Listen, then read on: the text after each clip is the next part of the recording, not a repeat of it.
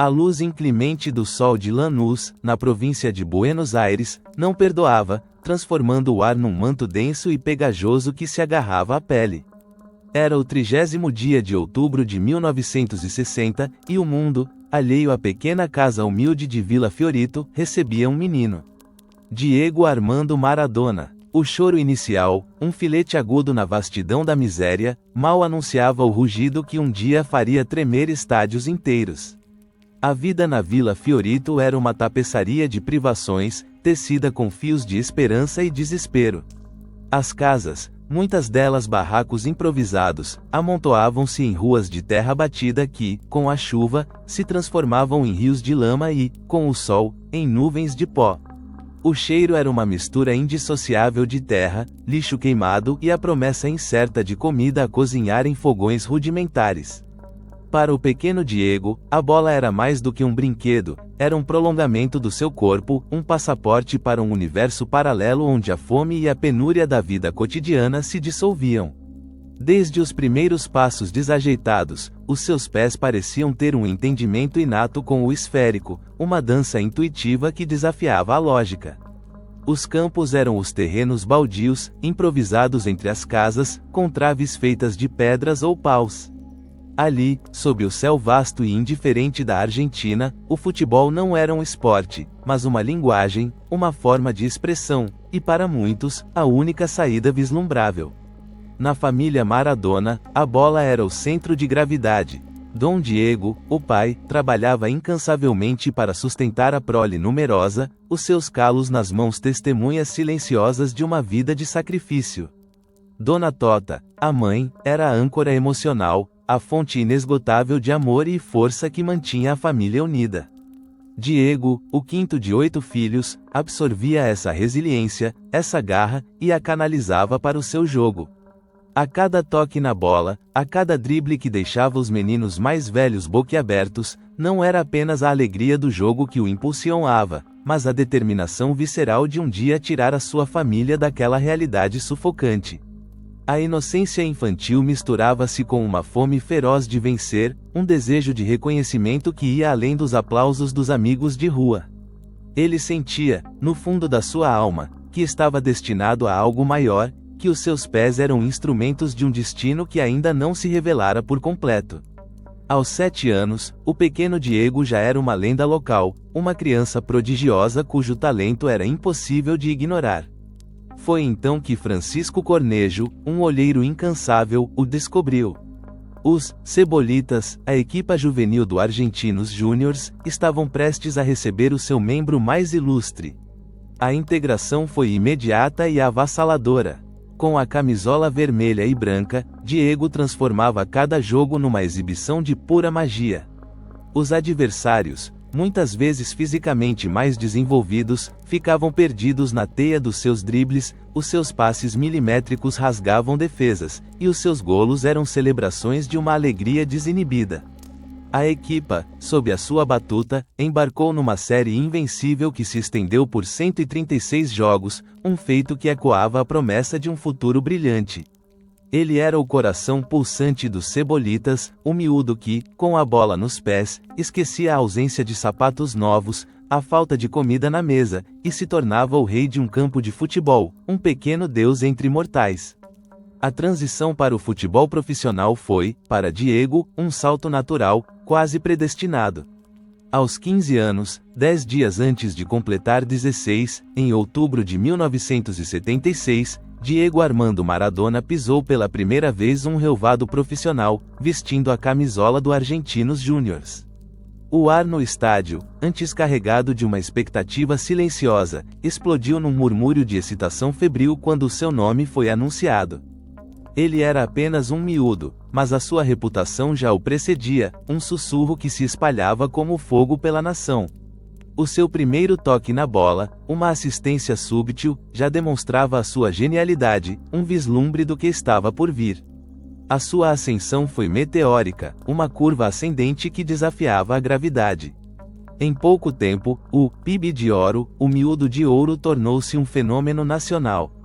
Os estádios enchiam-se não apenas para ver o Argentinos Júniors, mas para testemunhar a magia de Diego. Cada jogo era uma performance, um espetáculo de criatividade e ousadia. Os seus dribles eram labirintos intransponíveis, os seus remates, projéteis teleguiados. A bola parecia dançar ao seu comando, obedecendo a cada um dos seus caprichos, como se fosse uma extensão da sua própria vontade. A imprensa, anticética, rendeu-se à sua arte, os jornais dedicavam-lhe capas e páginas inteiras, os comentadores desportivos esgotavam os adjetivos. A Argentina, uma nação apaixonada por futebol, tinha encontrado o seu novo ídolo, o herdeiro legítimo de lendas passadas. A pressão mediática crescia exponencialmente, mas Diego parecia assimilá-la como algo natural, parte integrante do seu destino. A confiança na sua própria genialidade era inabalável, uma armadura contra o escrutínio constante. Os primeiros sonhos, aqueles sussurrados em Vila Fiorito, estavam a tornar-se realidade, mas a sua ambição não tinha limites. Ele aspirava a patamares ainda maiores, a palcos mais grandiosos, e a glória que se avizinhava era algo quase palpável. Jorge Sitterspeiler, seu amigo de infância e primeiro agente, acompanhava-o de perto, gerindo a sua carreira com uma mistura de lealdade e pragmatismo. Ele via em Diego não apenas um jogador, mas um projeto, um ícone em ascensão que estava prestes a conquistar o mundo. A atmosfera de deslumbramento que o rodeava era intoxicante, um convite irresistível para a adoração e a expectativa. Em 1981, o destino de Diego deu um novo e vibrante passo. A paixão dos adeptos do Boca Juniors, um clube que personificava a alma popular da Argentina, era algo que Diego não podia ignorar. A sua transferência para o Boca foi um evento sísmico, uma união de duas forças indomáveis. A La Bombonera explodia em cânticos sempre que ele pisava o relvado, e Diego retribuía com golos e exibições memoráveis. Aquele período, embora breve, cimentou a sua ligação com as massas, com o povo que via nele um espelho das suas próprias lutas e triunfos. Mas a Europa chamava, e em 1982, Diego Armando Maradona, o PIB de Ouro, atravessou o Atlântico para vestir a camisola do Barcelona. A expectativa era colossal, um peso invisível que o acompanhava a cada passo. A sua chegada à Catalunha foi recebida com entusiasmo, mas o ambiente era diferente. Longe da paixão desenfreada e quase familiar da Argentina, a Europa apresentava-se mais fria, mais calculista, mais exigente. O choque cultural foi imediato. A língua, os costumes, a mentalidade tática do futebol europeu, tudo era um desafio. A adoração incondicional dos seus compatriotas contrastava com a exigência e o escrutínio mais crítico da imprensa espanhola. Os primeiros meses foram marcados por dificuldades de adaptação. Embora a sua genialidade fosse inegável, o sistema tático do Barcelona parecia por vezes limitar a sua liberdade criativa. E então, veio a adversidade física. Em 1983, numa entrada brutal do jogador Andoni Goicoechea, do Athletic Bilbao, Diego sofreu uma fratura grave no tornozelo. A dor física era excruciante, mas a dor psicológica de ser forçado a parar, de ver a sua carreira ameaçada, era ainda maior. A frustração crescia, alimentada pela sensação de isolamento num continente que, apesar de o ter recebido com pompa, parecia não o compreender na sua essência mais profunda. Ele sentia-se um estranho, um artista incompreendido num palco que valorizava mais a disciplina tática do que a pura improvisação. A sua resiliência foi posta à prova. Recuperou da lesão, mas os confrontos com a imprensa tornaram-se mais frequentes, a sua irritabilidade, mais visível. Os primeiros sinais de vulnerabilidade começavam a surgir, a rachar a armadura de confiança que o protegera até então. Apesar do desejo ardente de provar o seu valor no maior palco do futebol europeu, a desorientação inicial e a sensação de estar preso numa teia de expectativas e incompreensões minavam a sua alegria de jogar. Cláudia Villafane, sua esposa, era o seu porto seguro, a voz da razão e do carinho em meio ao turbilhão. Ela tentava protegê-lo, de certa forma, do mundo exterior, mas o peso sobre os ombros de Diego era imenso, e as fissuras começavam a aparecer na sua fachada de invencibilidade. O ano de 1984 marcava um ponto de viragem.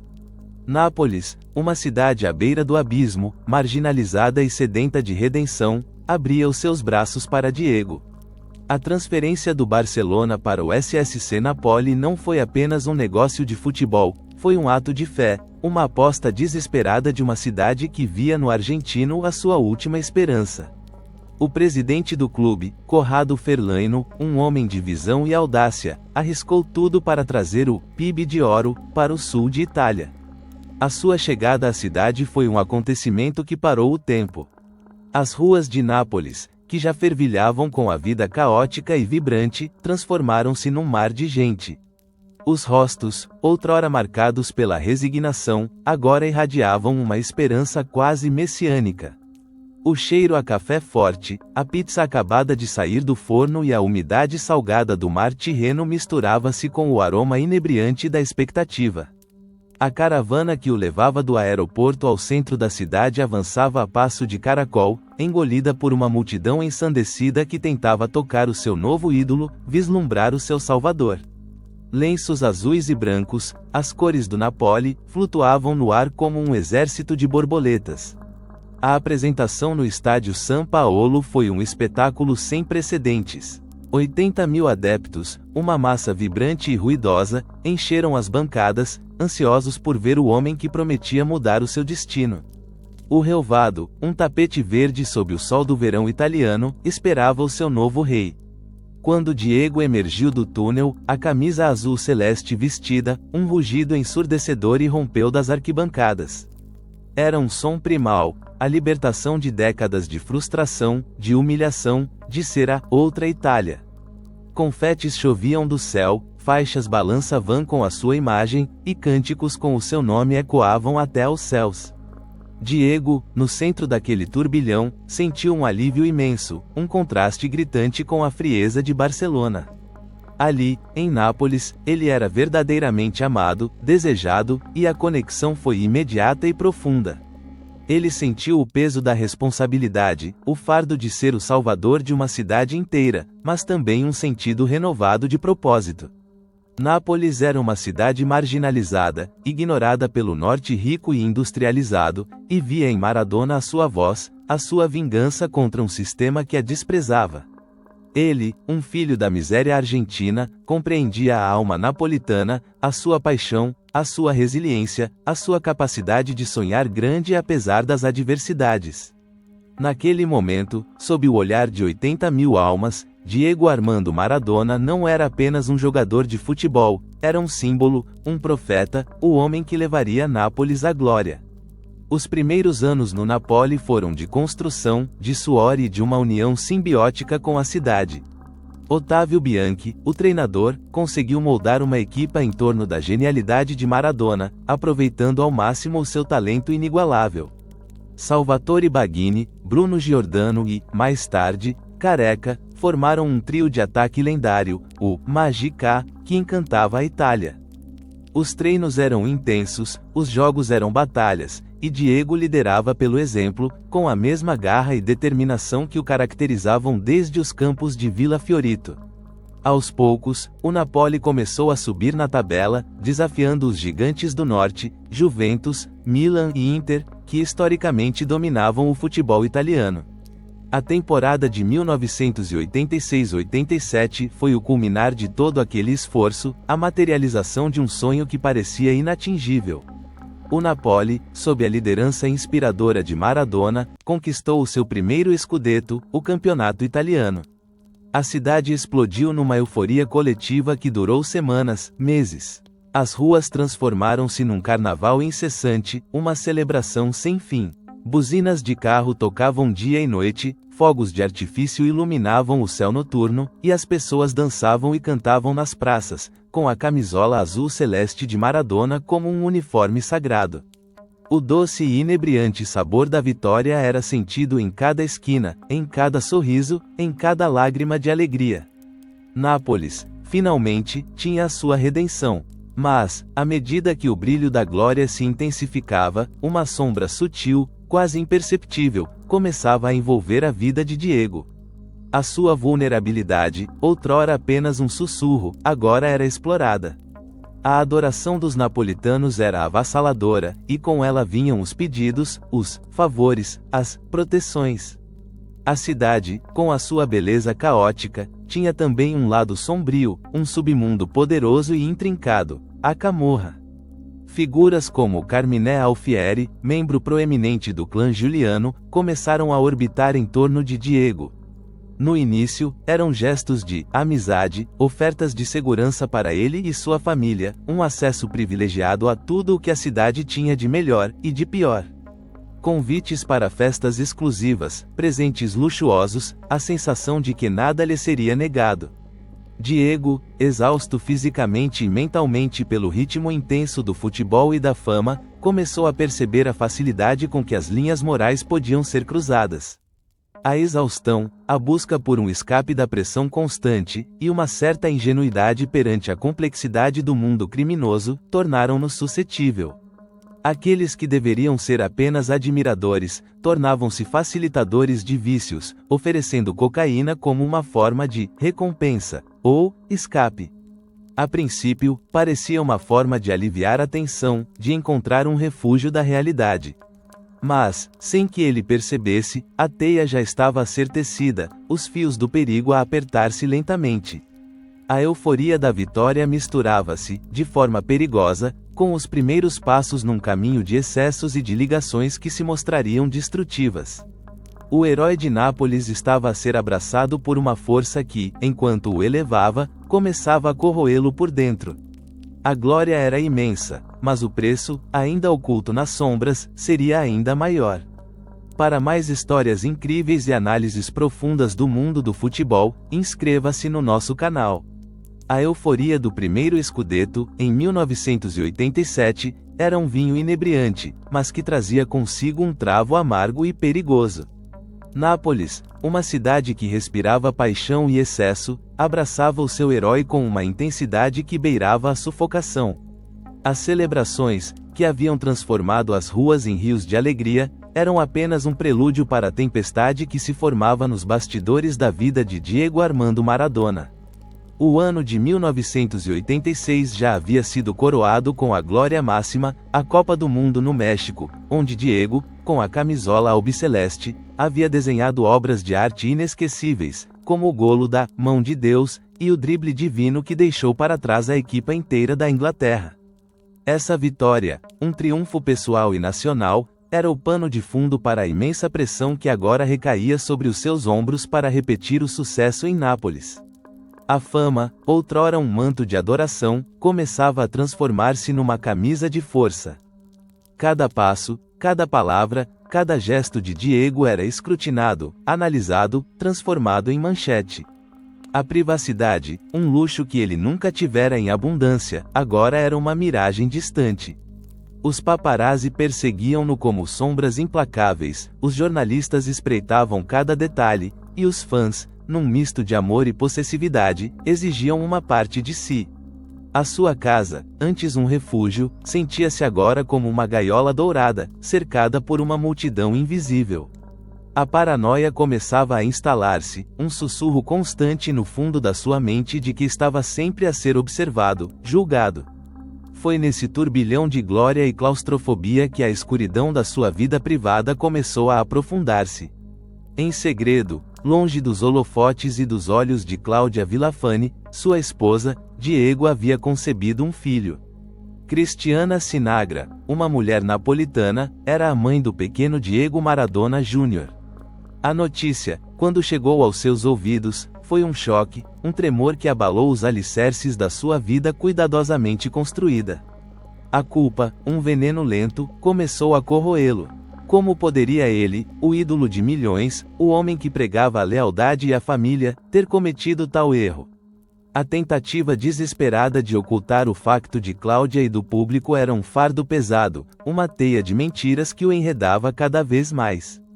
Cada sorriso forçado, cada abraço a Cláudia, cada aparição pública com a sua esposa, era um ato, uma performance para manter a fachada intacta. A glória desportiva, brilhante e ofuscante, contrastava violentamente com a escuridão crescente da sua vida pessoal, um abismo entre o herói público e o homem falho. Ele sentia-se isolado, apesar da adoração massiva. As conversas com Cláudia tornavam-se superficiais, carregadas de um silêncio não dito, de segredos que o pesavam. A busca incessante por escape, por um momento de alívio das pressões e das responsabilidades que pesavam sobre os seus ombros, tornava-se mais urgente. Era um ciclo vicioso. A pressão levava ao escape, o escape levava a mais culpa, e a culpa, por sua vez, aumentava a necessidade de mais escape. As noites em claro, as festas secretas, o consumo crescente de cocaína, tudo era uma tentativa de silenciar os demônios interiores, de fugir da realidade que se tornava cada vez mais insuportável. A imagem de um Diego invencível em campo era uma máscara, por trás da qual se escondia um homem fragilizado, perdido num labirinto de escolhas erradas. A sua mente, outrora focada apenas na bola, agora divagava, atormentada por fantasmas e arrependimentos. O período entre 1988 e 1989 viu o Napoli ascender ainda mais alto. A conquista do segundo scudetto, um feito que cimentou o clube como uma potência italiana e Maradona como uma lenda viva, deveria ter sido o ápice da sua felicidade. O estádio São Paulo, novamente, transformou-se num caldeirão de paixão, os cânticos reverberavam pela cidade, e as bandeiras azuis e brancas cobriam cada varanda.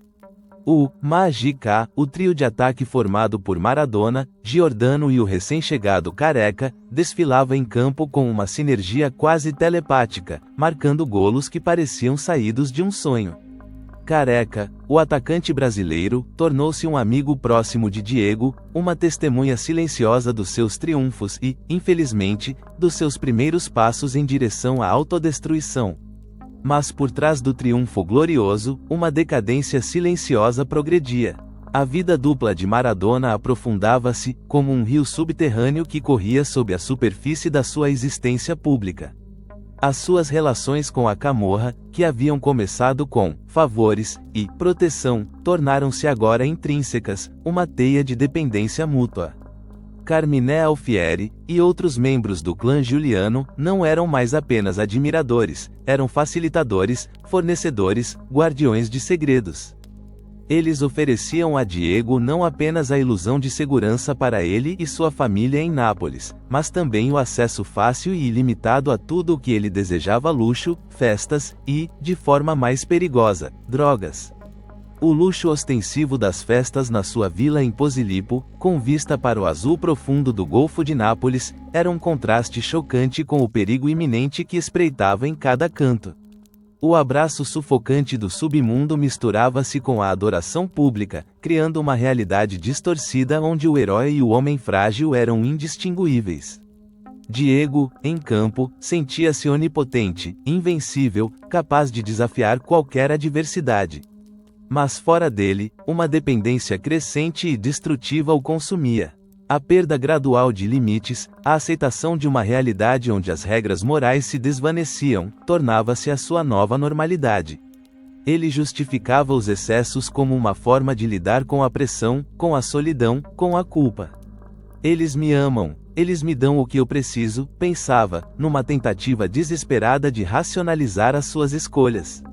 A linha entre o que era certo e o que era errado tornava-se cada vez mais tênue, dissolvendo-se na névoa da cocaína. Pietro Puzzoni, ex-jogador do Napoli e amigo, via com tristeza a espiral em que Diego se metia, mas a influência da Camorra era demasiado poderosa para qualquer intervenção. O ano de 1989 trouxe mais glória ao Napoli, com a conquista da Taça UEFA, o primeiro título europeu do clube. Mais uma vez, Maradona liderou a equipa à vitória, cimentando ainda mais a sua lenda no panteão do futebol mundial. A adoração dos fãs continuava inabalável, um mar de rostos extasiados que o veneravam como um deus. No entanto, o desgaste físico e mental de Diego começava a ser visível, mesmo para os olhos menos atentos.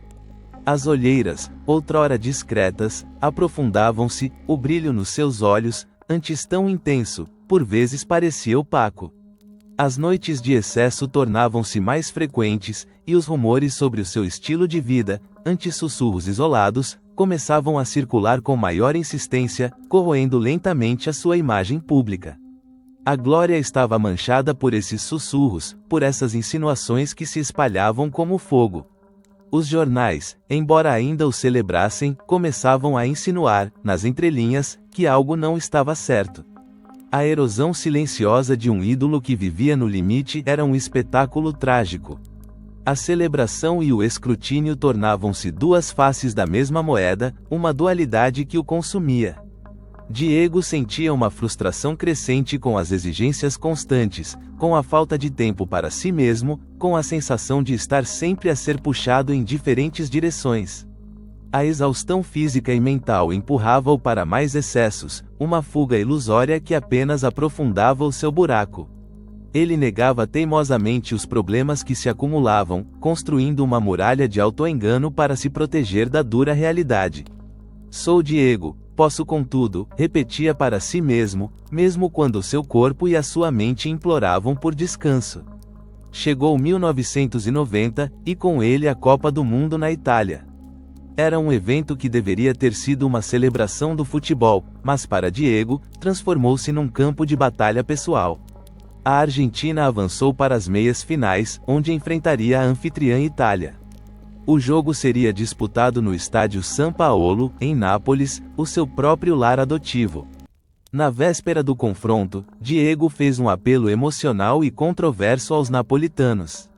Ele pediu-lhes que apoiassem a Argentina contra a sua própria nação, contra a outra Itália, que sempre os havia desprezado. Lembrem-se de como eles vos tratam no resto do país, disse ele, tocando numa ferida antiga e profunda na alma napolitana. O apelo de Maradona dividiu a cidade. Muitos napolitanos, sentindo a lealdade ao seu ídolo e a raiva contra o norte italiano, torceram pela Argentina. Outros, divididos entre o amor pelo seu país e a devoção ao seu herói, sentiram-se num conflito avassalador. A atmosfera no São Paulo era eletrizante, uma mistura de paixão argentina e italiana, com o ar carregado de uma tensão quase insuportável. A Argentina venceu nos penaltis, e a alegria para Diego foi imensa, mas a um custo pessoal e público imenso. Grande parte da Itália, que o via como um traidor por ter pedido aos napolitanos para se voltarem contra o seu próprio país, reagiu com ódio. A imprensa italiana, antes um misto de admiração e crítica, agora desferia ataques implacáveis. A divisão era profunda, a sensação de traição percebida, e uma hostilidade crescente instalou-se entre Maradona e a nação italiana. A glória desportiva da vitória na Copa do Mundo foi tingida de amargura e ressentimento. Diego sentia-se num conflito interno avassalador, ressentido contra o que via como hipocrisia. Eles me amam quando eu ganho por eles, mas me odeiam quando escolho meu próprio país, pensava. Ele via a sua ação como um alto sacrifício para o seu país, mas o preço era o isolamento de uma nação que, em grande parte, o havia acolhido. A alegria da vitória argentina era oca, pois ele sentia o peso do ódio e da incompreensão de milhões. O retorno a Nápoles após a Copa do Mundo foi diferente. O herói agora era visto com desconfiança por muitos, não apenas por italianos de outras regiões, mas até por alguns napolitanos que se sentiram traídos. A sombra da lei, antes discreta, agora pairava mais densamente sobre ele. A vigilância das autoridades italianas sobre as suas atividades e ligações com a Camorra aumentou drasticamente. O promotor público Carlo Alemi, já com um olho atento às atividades do submundo napolitano, passou a focar-se em Diego, percebendo que a sua figura era uma ponte perfeita entre o mundo do futebol e o crime organizado. A espiral descendente de Maradona acelerou. O seu comportamento tornou-se cada vez mais errático. As ausências nos treinos, antes esporádicas, tornaram-se habituais. Os colegas de equipa, como Salvatore Baghini, Bruno Giordano e Careca, observavam com preocupação a transformação do seu líder. Ele chegava atrasado, ou não chegava. A sua condição física, outrora impecável, deteriorava-se. As justificativas eram cada vez mais frágeis, as desculpas mais elaboradas. O riso fácil de antes foi substituído por uma irritabilidade constante, uma impaciência que afastava quem tentava aproximar-se. A atmosfera em Nápoles, antes de fervor incondicional, agora era de pós-glória amarga. Uma suspeita generalizada começou a permear o ar. O isolamento de Diego, forçado pela crescente desconfiança e pela sua própria reclusão, agravou-se. A cidade que o adorava começou a vê-lo com olhos diferentes, dividida entre a lealdade e a desilusão. A sombra da lei, antes distante, agora pairava sobre ele, quase palpável. Ele sentia-se encurralado, as paredes a fecharem-se. A paranoia crescia, transformando cada olhar, cada sussurro, numa ameaça. A depressão profunda instalou-se, um véu cinzento que cobria a sua outrora vibrante alma. Num desespero inicial, ele procurou refúgio nos seus vícios, na cocaína que lhe oferecia uma fuga temporária da realidade opressora. Cada dose era um mergulho num abismo, um momento de esquecimento que, no entanto, aprofundava a sua queda. Sentia-se traído, não apenas pela Itália, mas pelo destino, por um mundo que o havia elevado tão alto apenas para o derrubar com mais força. A sua mente era um campo de batalha, onde a glória passada lutava contra a miséria presente, e a esperança era uma chama fraca, quase a apagar-se. O brilho que o trouxera a Nápoles desvanecia-se, substituído por uma escuridão que ameaçava engoli-lo por completo, deixando para trás apenas a sombra de um homem que um dia fora um deus. Ele sabia, no fundo, que estava a perder o controlo, mas a força para parar parecia ter-lhe fugido, como a areia entre os dedos. Apenas o vazio e a dependência restavam, num ciclo de autodestruição que parecia não ter fim. O ano de 1990 esvaía-se, levando consigo os resquícios da glória da Copa do Mundo e deixando para trás um rasto amargo de ressentimento e suspeita. Em Nápoles, a cidade que o havia coroado rei, Diego Armando Maradona sentia-se um pária, o alvo de olhares que outrora o veneravam, agora carregados de desconfiança. As paredes do seu mundo começaram a fechar-se, e ele, o homem que desafiava a gravidade em campo, via-se impotente perante a força invisível que o puxava para baixo.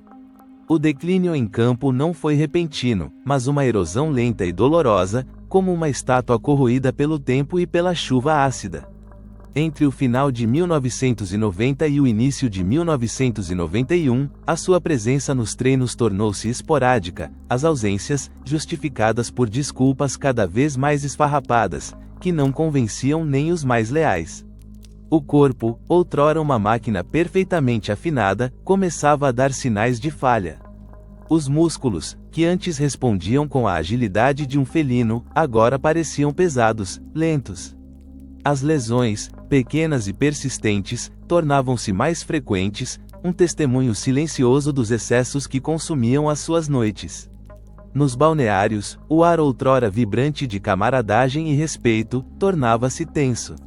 Colegas como Salvatore Baghini, Bruno Giordano e Careca, que o haviam visto no seu auge, que haviam partilhado risos e triunfos, observavam com uma mistura de tristeza e preocupação a transformação do seu capitão.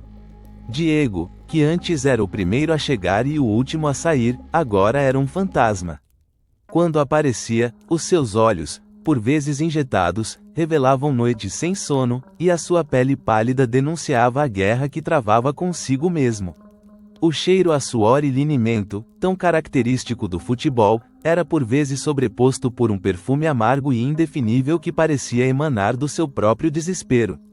A dependência da cocaína, que antes era um segredo partilhado com o submundo, tornava-se incontrolável, uma tirana implacável que ditava cada um dos seus movimentos.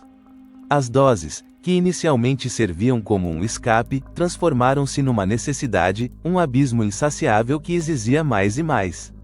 Ele sentia uma vergonha profunda, um nó na garganta que o impedia de pedir ajuda, de se abrir aos poucos que ainda tentavam alcançá-lo. A impotência perante a sua própria dependência era avassaladora, uma prisão invisível que o encurralava. Cada inalação era um momento de falso alívio, seguido por uma onda de culpa e autodestruição que o consumia, alienando-o de quem o queria ajudar.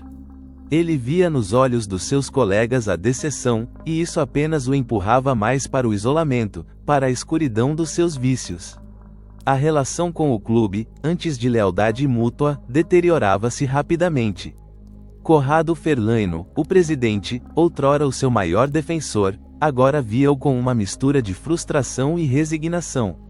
As multas eram aplicadas, as conversas eram tentadas, mas Diego estava num caminho sem volta, surdo aos apelos, cego aos avisos. O ar em Nápoles tornou-se pesado, carregado de uma tensão palpável. O brilho outrora ofuscante de Maradona esmaecia sob o peso dos vícios e da pressão implacável. A tristeza de ver um ídolo desvanecer-se era um luto coletivo, um silêncio que começava a substituir os cânticos de adoração. Ele, o homem que havia trazido a glória, era agora um símbolo da fragilidade humana, um lembrete de que nem mesmo os deuses do futebol eram imunes à queda. Diego sentia-se preso numa espiral de autodestruição, um túnel escuro onde a luz no fim era apenas um vago e distante ponto de interrogação. A sombra da lei, antes um pressentimento distante, começou a materializar-se, estendendo os seus tentáculos frios e impiedosos. O promotor público Carlo Aleme, um homem de semblante austero e olhar penetrante, já havia montado uma equipa para investigar as ramificações da camorra em Nápoles. O seu foco principal era o clã Giuliano, e a figura de Maradona, uma ponte entre o brilho do futebol e a escuridão do crime, tornou-se inevitavelmente central nas investigações. As primeiras incursões da polícia e do Ministério Público italiano não foram diretamente contra Diego, mas sim contra os seus associados. Escutas telefônicas, autorizadas por mandados judiciais, começaram a revelar uma teia intrincada de ligações. O som metálico dos telefones, as vozes sussurradas, as conversas codificadas, tudo era meticulosamente gravado e transcrito. Os nomes dos membros da camorra, como Carmine Alfieri, surgiam repetidamente nas transcrições, e, com eles, o nome de Diego. Não eram apenas conversas sobre futebol ou favores, eram sobre festas, sobre entregas, sobre presentes, que tinham um custo muito mais elevado do que o dinheiro podia pagar. O cerco legal apertava-se em torno dele, não com a fúria de um ataque frontal, mas com a paciência metódica de um caçador que encurrala a sua presa. Diego sentia o perigo iminente, uma sensação de que estava sempre a ser observado, que cada passo em falso era registrado, cada palavra, interceptada. O seu apartamento, antes um santuário de luxo, transformou-se numa gaiola de ansiedade. A paranoia, que já se instalara após a Copa do Mundo, agora era uma presença constante, um frio na espinha que o acompanhava dia e noite. Ele olhava para as janelas, imaginando olhos invisíveis, para o telefone, suspeitando que cada toque era monitorizado. A tensão era palpável, transformando a vida cotidiana num exercício de dissimulação e medo. A atmosfera, antes de fervor popular, agora era de perigo iminente, a sombra implacável da lei a fechar-se sobre o astro. O glamour do futebol, as luzes brilhantes dos estádios, eram substituídos pela frieza das investigações criminais, pelos relatórios detalhados e pelas provas irrefutáveis que se acumulavam nos arquivos da justiça. Diego sentia-se encurralado, sem saída. A ansiedade paralisava-o, e o medo constante de ser apanhado era um fardo ainda mais pesado do que a pressão dos jogos. A sensação claustrofóbica de estar preso, com o mundo a desabar à sua volta, empurrava-o ainda mais para os vícios, numa tentativa desesperada de escapar à realidade que se tornava cada vez mais ameaçadora. A voz de Carlo Aleme, embora ainda não o tivesse confrontado diretamente, já ecoava nos seus pesadelos, um prenúncio do fim. O inevitável aconteceu na primavera de 1991. Era o dia 17 de março, após um jogo do campeonato italiano contra o Bari, que o Napoli venceu por 1-0. A rotina do controlo antidoping, uma formalidade para a maioria dos jogadores, tornou-se, para Diego, o seu Waterloo. O ambiente na sala de controlo era asséptico, o cheiro a desinfetante misturava-se com o nervosismo palpável. Ele sabia, no fundo da sua alma, que o momento da verdade havia chegado. O frasco com a sua urina, lacrado e selado, continha a prova irrefutável da sua queda. Poucos dias depois, a notícia explodiu com a força de uma bomba. O teste antidoping de Diego Maradona deu positivo para cocaína. O escândalo chocou o mundo do futebol, reverberando por cada canto do planeta. A negação inicial de Diego, uma tentativa desesperada de salvar o que restava da sua reputação, foi rapidamente esmagada pela inevitabilidade da punição e pela prova irrefutável do seu vício. Os jornais estampavam manchetes gigantescas, as rádios e televisões interrompiam a programação para dar a notícia. O mito desportivo, o PIB de ouro, o Salvador de Nápoles, colapsava sob o peso da realidade. O choque global foi imenso. Para os fãs napolitanos, era uma sensação de traição, de desilusão profunda. Como o seu herói, o seu Deus, poderia ter caído tão baixo? A exposição pública brutal da sua fragilidade era humilhante, uma ferida aberta que sangrava à vista de todos. Diego sentia uma humilhação avassaladora, a vergonha a queimar-lhe a pele. A raiva, contra o sistema que o perseguia, contra si mesmo por ter sido tão fraco, era um fogo que o consumia por dentro. A cada flash de câmara, a cada microfone apontado na sua direção, ele sentia a dor lancinante da sua carreira e reputação a desmoronarem-se. O desespero profundo instalou-se, um companheiro constante que o impedia de ver qualquer luz no horizonte. Ele era um homem em ruínas, a assistir ao seu próprio fim, impotente para o impedir. A punição não tardou. A Federação Italiana de Futebol, implacável, impôs a Diego Maradona uma suspensão de 15 meses do futebol profissional. Era uma sentença de morte para sua carreira no Napoli, um ponto final abrupto e humilhante. O dia em que a decisão foi anunciada, o ar em Nápoles parecia ter sido sugado, deixando um vazio ensurdecedor. O silêncio que se seguiu ao rugido das multidões era mais ensurdecedor do que qualquer grito. A sua partida da cidade foi secreta, furtiva, sob o manto da noite, como um ladrão que foge da cena de um crime. Não houve despedidas públicas, não houve aclamações, apenas o silêncio pesado da humilhação.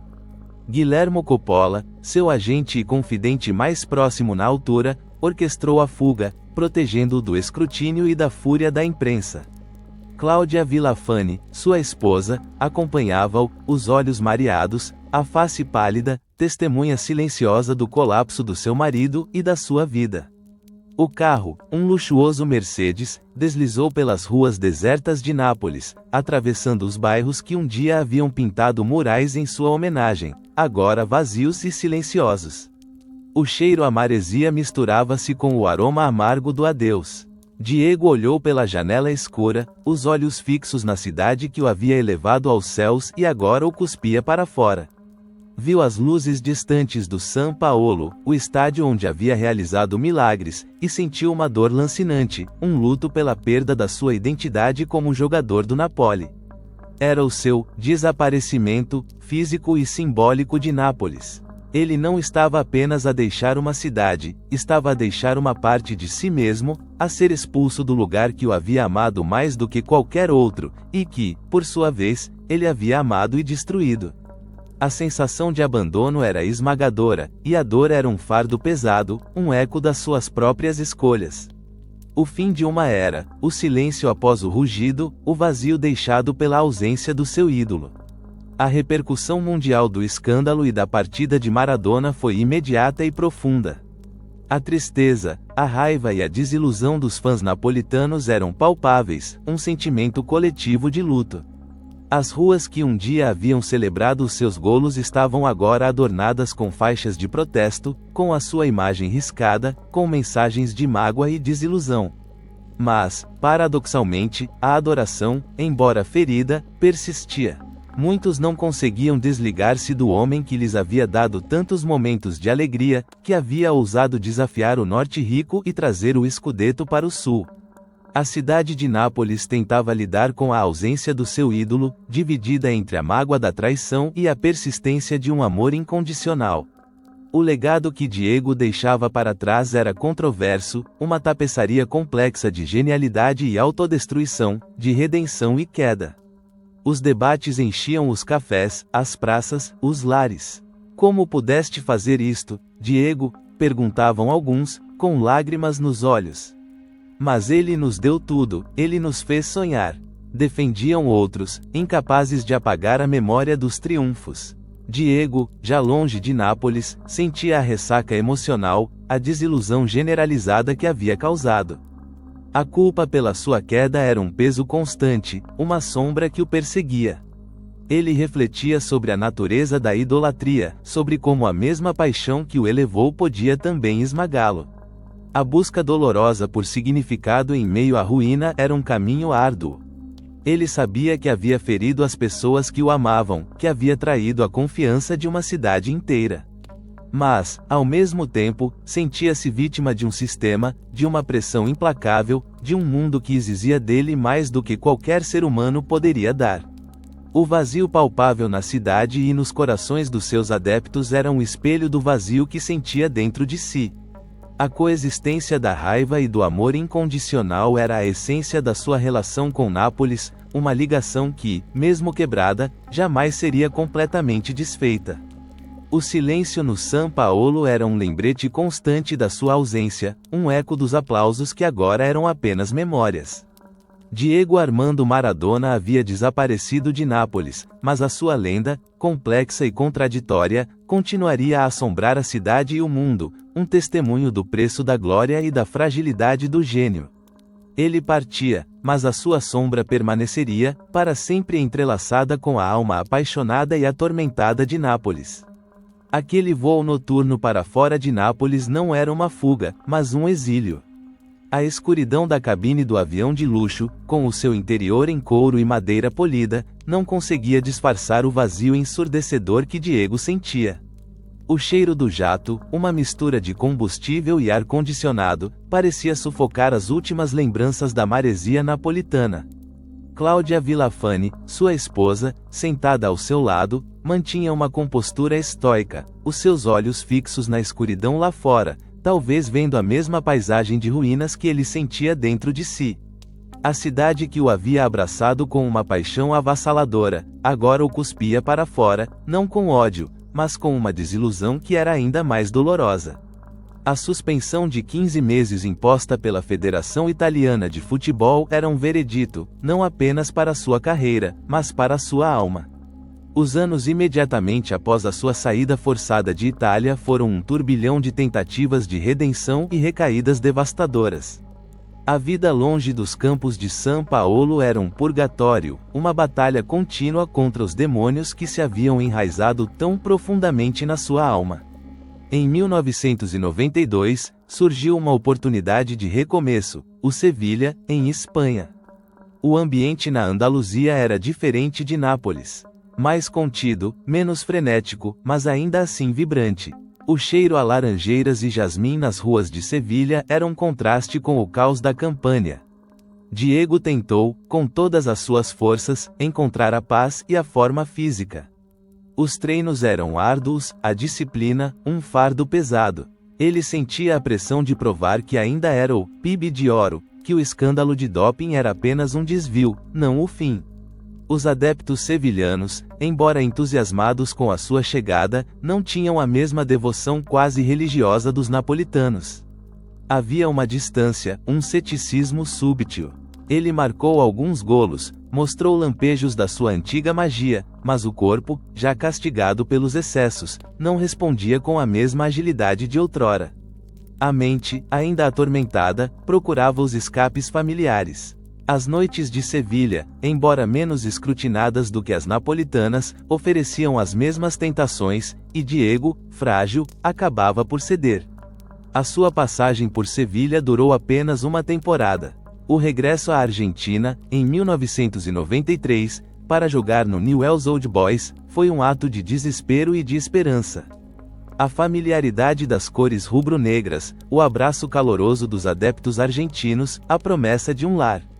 Em Rosário, a cidade onde o Newell's estava sediado, o ar cheirava a pampa e a paixão por futebol, um aroma que o transportava de volta à sua infância.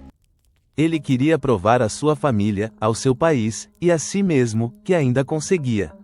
Mas o ciclo vicioso continuava. Os treinos eram intermitentes, as lesões, uma constante. A sua forma física era um espelho da sua luta interna, uma montanha russa de momentos de brilho e períodos de completa ausência. A imprensa argentina, que antes o idolatrava, agora o perseguia com uma mistura de preocupação e sensacionalismo, documentando cada um dos seus passos em falso. O ano de 1994 trouxe uma última e dramática oportunidade de redenção no palco mundial, a Copa do Mundo nos Estados Unidos. Carlos Bilardo, o treinador que o havia guiado à glória em 1986, chamou-o de volta à seleção argentina. Era a sua chance de silenciar os críticos, de provar que o gênio ainda existia, intocado pelos anos de excessos. Diego submeteu-se a um regime de treino rigoroso, perdendo peso, recuperando uma parte da sua antiga agilidade. Os primeiros jogos da Argentina no torneio foram um renascimento. Ele marcou um golo espetacular contra a Grécia, a sua celebração, um grito primal para a câmara, uma explosão de raiva e alegria, parecia anunciar o regresso do velho Maradona. O mundo respirava aliviado, acreditando na sua ressurreição. Mas o destino, ou talvez os seus próprios demônios, tinha outros planos. Após o jogo contra a Nigéria, veio a notícia devastadora: um novo teste antidoping positivo. Desta vez, por efedrina. O escândalo foi ainda mais chocante do que o de Nápoles, pois aconteceu no maior palco do futebol mundial. A imagem de Maradona, de mãos dadas com uma enfermeira, a ser levado para o controlo antidoping, tornou-se um símbolo da sua queda. A sua expulsão do torneio foi um golpe fatal, o fim abrupto de uma carreira internacional que havia sido tão gloriosa. A esperança fugaz de redenção transformou-se em desespero cíclico. Diego sentiu-se traído, injustiçado, alegando que a substância havia sido parte de um medicamento para a gripe. Mas o veredito era inegável. A imprensa global acompanhava cada passo, transformando a sua vida num espetáculo trágico. A luta interna contra os vícios, a fragilidade evidente, e uma busca desesperada por aceitação e por provar o seu valor, eram agora uma batalha pública, travada sob os olhos do mundo. Após a humilhação da Copa do Mundo de 1994, Diego Armando Maradona procurou um último refúgio, um lugar onde o seu coração ainda batia com a mesma intensidade de outrora, o Boca Juniors. Em 1995, regressou à La Bombonera, o estádio que era o seu segundo lar, a sua alma, o Clube do Povo. A atmosfera no bairro de La Boca, em Buenos Aires, era de melancolia e esperança misturadas. O cheiro a churrasco e a paixão futebolística era palpável, mas o rugido da Bombonera, embora ainda poderoso, parecia ter um tom diferente, tingido de compaixão e de uma certa tristeza. Ele era o ídolo que voltava para casa, mas um ídolo ferido, marcado pelas batalhas. Os seus últimos anos como jogador, entre 1995 e 1997, foram uma luta contínua e pública contra a dependência. A cocaína, que antes era um segredo sombrio, agora era uma batalha crônica, travada à vista de todos. Os seus problemas de saúde eram cada vez mais evidentes, o corpo, inchado e lento, já não respondia aos comandos da mente brilhante. Os flashes dos fotógrafos capturavam não apenas os seus últimos lampejos de genialidade em campo, mas também a sua fragilidade, as suas recaídas, as suas internações em clínicas de reabilitação. Ele entrava e saía, num ciclo vicioso de promessas e decepções. As batalhas legais e pessoais acumulavam-se, como nuvens de tempestade no horizonte. A sua relação complexa com a família Cláudia, suas filhas Dalma e Gianina era constantemente escrutinada. As discussões, as separações, as reconciliações, tudo era matéria para os tabloides, que o perseguiam sem tréguas. A imprensa, incansável, documentava cada pormenor da sua vida pessoal, transformando-o num espetáculo. Ele sentia a frustração com as suas limitações físicas e os vícios, um peso esmagador que o impedia de viver em paz. A autorreflexão sobre as escolhas feitas, sobre os erros que o haviam levado àquele ponto, era um tormento constante. Ele era um gênio em declínio, mas com um espírito indomável que se recusava a ser completamente apagado. A melancolia de um jogador que sabia que a sua magia estava a desvanecer-se, mas que ainda assim se agarrava ao relvado, era um espetáculo trágico e comovente. Os últimos golos, os últimos dribles, eram como ecos distantes de uma glória passada, acenos fugazes do que um dia fora. O fim da sua carreira como jogador, em 1997, não trouxe a paz que ele esperava. A vida de Maradona após a aposentadoria do futebol, que se estendeu de 2001 a 2015, foi uma saga de problemas de saúde graves e uma lenta, mas significativa, busca por redenção pessoal. O vazio deixado pelo futebol era imenso, e os vícios, que antes eram um escape da pressão, agora eram uma forma de preencher essa ausência. Em 2000, sofreu uma crise cardíaca grave em Punta del Este, no Uruguai, resultante dos anos de excessos. O mundo segurou a respiração, temendo o pior. Recuperou, mas a sua saúde continuava a ser uma montanha russa. Novas internações, períodos de reabilitação em Cuba, uma tentativa de se afastar das tentações argentinas. Em 2005, submeteu-se a um bypass gástrico na Colômbia, numa tentativa desesperada de controlar o seu peso e os seus hábitos alimentares. A cirurgia foi bem sucedida a curto prazo, e ele perdeu uma quantidade significativa de peso, parecendo mais saudável e rejuvenescido. O cheiro a desinfetante dos hospitais, a dor da recuperação, a sensação de fragilidade humana exposta, eram agora uma constante na sua vida. A imagem do ídolo invencível dava lugar à de um homem vulnerável, lutando pela sua própria existência. Mas, talvez o mais significativo, foi a lenta e dolorosa reconciliação com o seu passado, especialmente no que dizia respeito à paternidade de Diego Júnior. Após anos de negação pública e privada, um processo legal na Itália forçou-o a reconhecer Diego Maradona Júnior como seu filho. O processo foi longo e amargo, causando dor a Cristiana Sinagra e ao próprio Diego Júnior, que cresceu sem o seu pai. No entanto, em 2015, numa reviravolta emocionante, houve uma aceitação pública. O encontro, filmado e divulgado, foi um momento de grande emoção. Diego abraçou o filho, os olhos mareados, num gesto que simbolizava o desejo de fechar ciclos antigos, de encontrar perdão e paz. O arrependimento por erros passados, a busca por redenção familiar, era palpável. E Nápoles, a cidade que ele havia deixado sob o manto da noite, nunca o esqueceu. As visitas de Maradona a Nápoles, embora esporádicas e cautelosas, eram sempre marcadas por uma emoção avassaladora. Em 2005, e depois em 2010 e 2017, ele regressou para homenagens e eventos. O cheiro a pizza, a café forte, a maresia do Golfo de Nápoles, tudo o transportava para trás no tempo. Os adeptos, embora mais velhos e mais céticos, ainda o amavam. Os cânticos com o seu nome ecoavam novamente no São Paulo, não com a mesma fúria de outrora, mas com uma ternura e uma nostalgia profundas. Ele era o filho pródigo que regressava, o Deus caído que ainda era venerado. As lágrimas nos seus olhos, a sua voz embargada, mostravam o impacto que a cidade ainda tinha sobre ele. Era uma tentativa de fechar um capítulo doloroso, de ser aceite novamente, não como o jogador invencível, mas como o homem falho que havia trazido tanta alegria.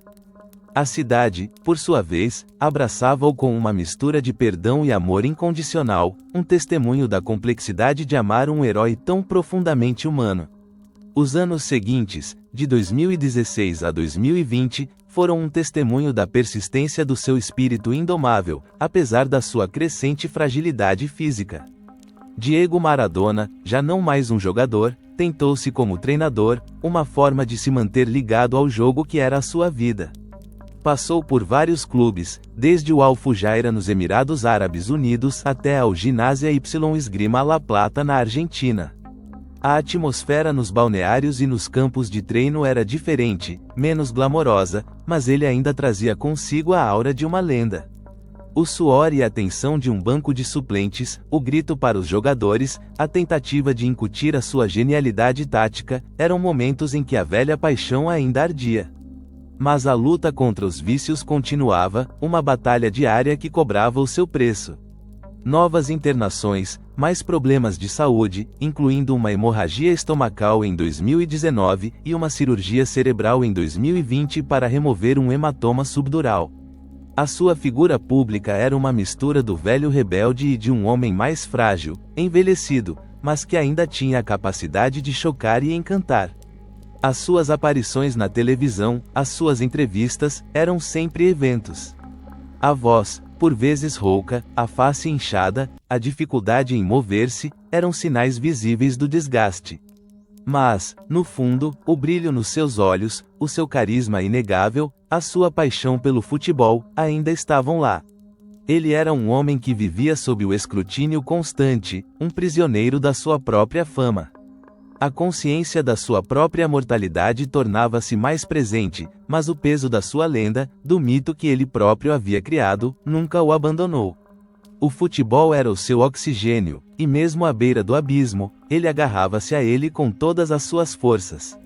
As vitórias como treinador, por mais pequenas que fossem, ainda tinham um sabor doce, uma lembrança dos dias de glória. E então, o impensável aconteceu. No dia 25 de novembro de 2020, o mundo parou. A notícia da morte de Diego Armando Maradona, aos 60 anos, vítima de uma paragem cardiorrespiratória, ecoou como um trovão num céu limpo. O choque foi global, imediato e avassalador. Um silêncio ensurdecedor caiu sobre o planeta, substituindo o burburinho constante da vida. As redes sociais explodiram, os noticiários interromperam a programação, os líderes mundiais e os grandes nomes do futebol expressaram o seu luto. Na Argentina, a nação mergulhou num luto profundo e apaixonado.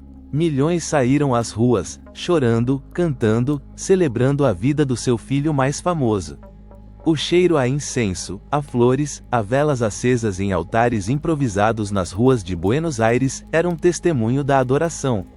O caixão de Maradona, coberto com a bandeira argentina e a camisola 10, foi velado na Casa Rosada, a sede do governo, onde uma multidão interminável esperava para lhe prestar a última homenagem. Foi um adeus caótico, emocional e profundamente argentino. Mas foi em Nápoles que o luto atingiu uma dimensão quase mística. A cidade que ele havia deixado em desgraça, agora o recebia novamente, não em carne e osso, mas em espírito. Nápoles mergulhou numa noite de dor e celebração, uma catarse coletiva. As ruas transformaram-se em santuários ao ar livre. Milhares de adeptos saíram às ruas, chorando, acendendo velas, cantando hinos com o seu nome. Os rostos, antes marcados pela desilusão, agora estavam lavados em lágrimas de tristeza e de uma gratidão eterna. O estádio São Paulo, o seu palco de glória, foi imediatamente rebatizado Estádio Diego Armando Maradona, um gesto que selou a sua imortalidade na alma da cidade. Os murais com a sua imagem, que já adornavam as paredes de Nápoles, multiplicaram-se, tornando-se ainda mais vibrantes, mais expressivos. As bandeiras azuis e brancas, as camisolas 10, as fotografias antigas, tudo era exibido com uma devoção que desafiava a lógica. O som das velhas transmissões de jogos, dos seus golos e dribles, ecoava nos cafés, nas casas, nas ruas. Diego Armando Maradona havia desaparecido de Nápoles em vida, mas regressava na morte, imortalizado, perdoado, elevado novamente ao panteão dos deuses. O seu legado é complexo e controverso. Um gênio do futebol, talvez o maior de todos os tempos, mas também um homem profundamente falho, prisioneiro dos seus vícios e das expectativas do mundo. Ele foi o símbolo da redenção para os oprimidos, a voz dos marginalizados, o rebelde que ousou desafiar os poderosos. Mas também foi a personificação da autodestruição, um aviso sobre os perigos da fama e da adoração cega. A sua vida foi uma montanha-russa de glória e tragédia, de luz e sombra, de milagres e quedas. Em Nápoles, o seu nome é sussurrado com reverência, a sua imagem, adorada em altares domésticos. Ele não é apenas um jogador de futebol, é um santo, um mito, uma parte indissociável da identidade da cidade. O dia em que Diego Maradona desapareceu de Nápoles, em 1991, foi o início de um exílio doloroso. Mas a sua morte, em 2020, marcou o seu regresso definitivo, não como um homem, mas como uma lenda imortal, para sempre entrelaçada com a alma apaixonada e atormentada de Nápoles e do mundo. Ele partiu, mas a sua sombra, o seu espírito, a sua magia, permanecerá para sempre, um testemunho eterno do preço da glória e da fragilidade do gênio.